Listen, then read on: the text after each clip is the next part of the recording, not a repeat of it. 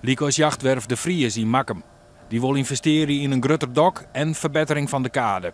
Aanst kinderen boten rond 25 meter breed bouwd worden. En net alleen gebouwd, maar ook onderhouden en renoveerd worden. Jachten overal uit Europa waai.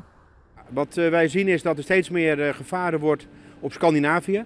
En als de jachten vanaf de Middellandse Zee of vanuit Amerika die kant op gaan, ligt Makkum eigenlijk wel op de route en kunnen zij heel mooi hier langs. Om voor een stukje onderhoud, klaarmaken voor het seizoen. Maar de toegang is dan wel heel belangrijk. Is zo'n sluis eigenlijk wel noodzakelijk? Ja, het is eigenlijk zelfs heel actueel op dit ogenblik. We zijn in gesprek met een klant die een jacht wil die eigenlijk net wel of net niet zou kunnen op deze locatie. En uiteraard willen we hem graag op deze locatie bouwen.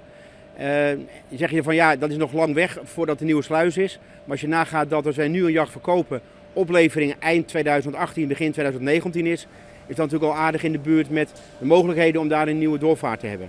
De verwachting is dat havens en werven in het hele IJsselmargebied profiteren kunnen van een brede sluis. Maar ook werven via de rivieren op binnen vlugger bij zee.